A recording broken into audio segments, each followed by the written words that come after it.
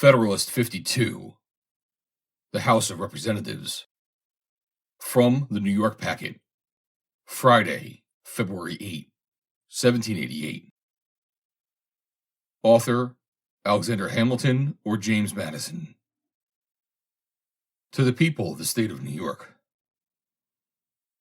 From the more general inquiries pursued in the four last papers, I pass on to a more particular examination of the several parts of the government. I shall begin with the House of Representatives. The first view to be taken on this part of the government relates to the qualifications of the electors and the elected. Those of the former are to be the same with those of the electors of the most numerous branch of the state legislatures. The definition of the right of suffrage is very justly regarded as a fundamental article of Republican government. It was incumbent on the convention, therefore, to define and establish this right in the Constitution. To have left it open for the occasional regulation of the Congress would have been improper for the reason just mentioned. To have submitted it to the legislative discretion of the states would have been improper for the same reason, and for the additional reason that it would have rendered too dependent on the state governments that branch of the federal government which ought to be dependent on the people alone. To have reduced the different qualifications in the different states to one uniform rule would probably have been as dissatisfactory to some of the states as it would have been difficult to the convention.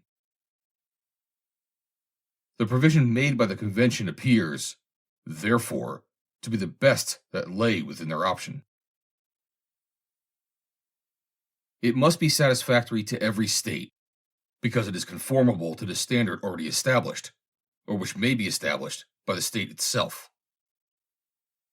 It will be safe to the United States, because, being fixed by the state constitutions, it is not alterable by the state governments, and it cannot be feared that the people of the states will alter this part of their constitutions in such a manner as to abridge the rights secured to them by the federal constitution.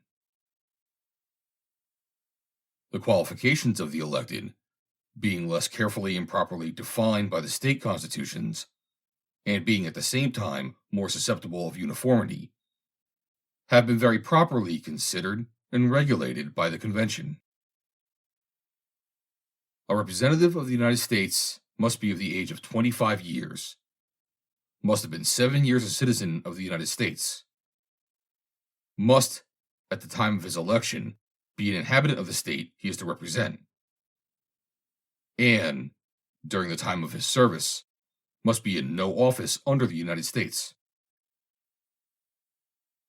Under these reasonable limitations, the door of this part of the federal government is open to merit of every description, whether native or adoptive, whether young or old, and without regard to poverty or wealth, or to any particular profession of religious faith. The term for which the representatives are to be elected falls under a second view which may be taken of this branch.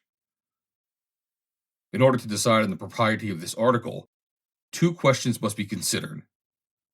First, whether biennial elections will, in this case, be safe. Secondly, whether they be necessary or useful. First, as it is essential to liberty that the government in general should have a common interest with the people, so it is particularly essential that the branch of it under consideration should have an immediate dependence on, and intimate sympathy with, the people.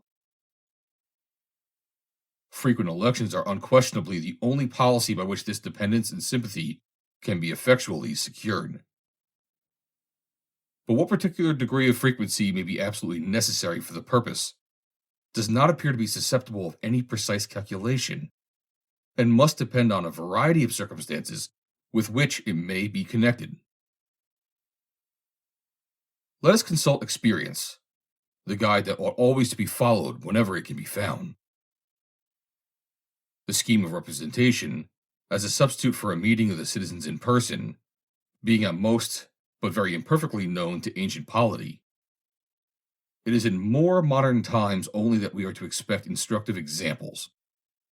And even here, in order to avoid a research too vague and diffusive it will be proper to confine ourselves to the few examples which are best known, and which bear the greatest analogy to our particular case. The first to which this character ought to be applied is the House of Commons in Great Britain.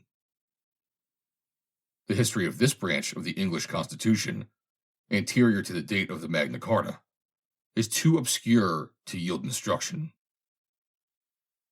The very existence of it has been made a question among political antiquaries.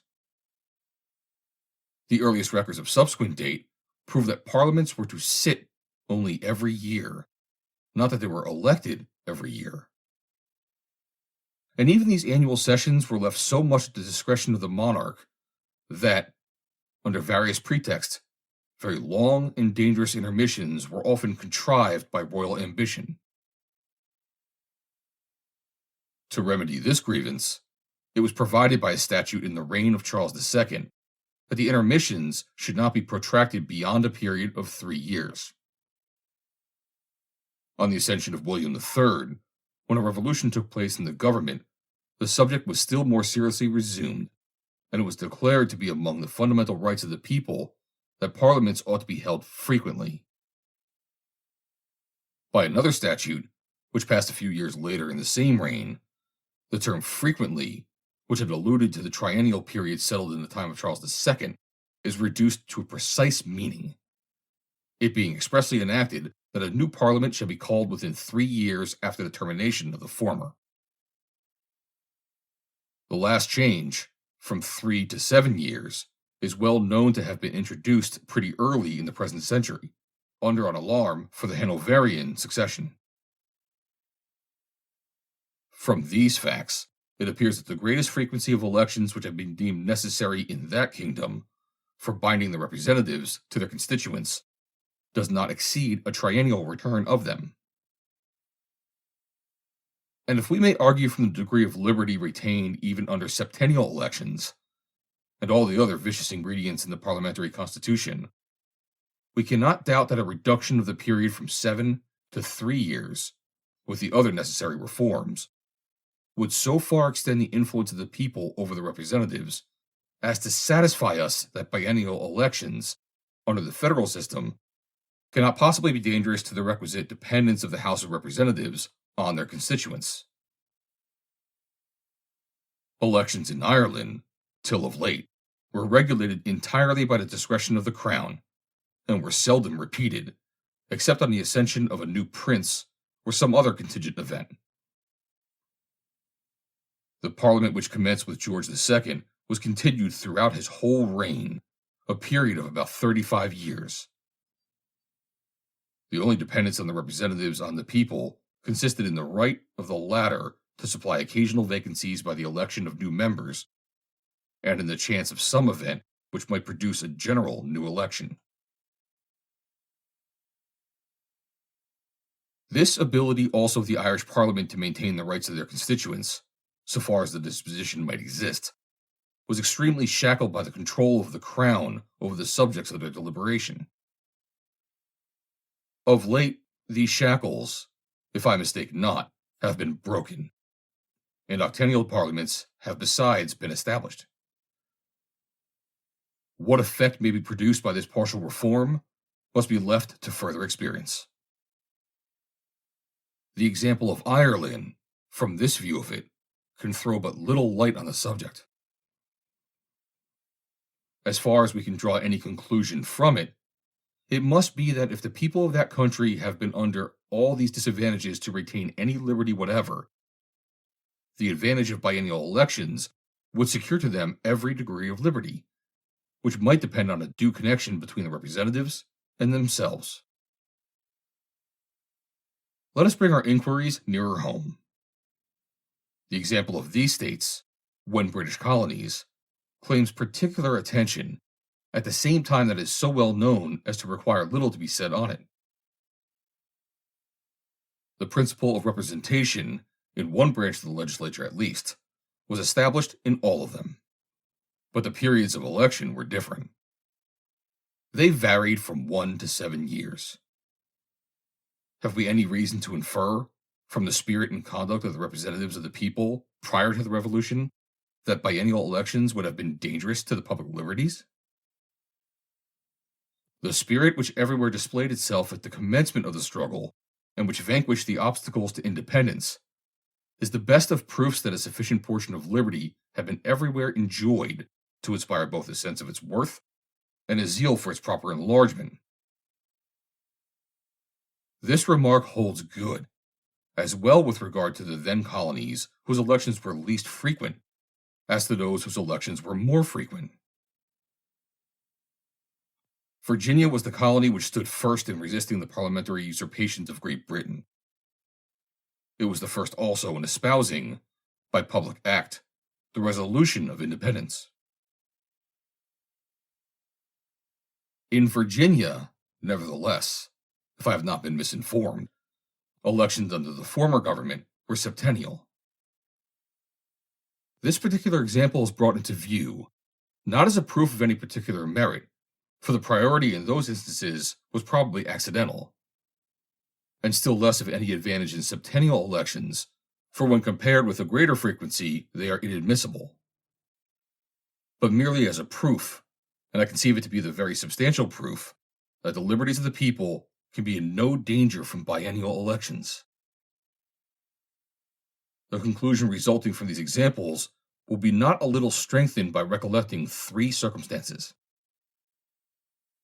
The first is that the federal legislature will possess a part only of that supreme legislative authority which is vested completely in the British Parliament, and which, with a few exceptions, was exercised by the colonial assemblies and the Irish legislature.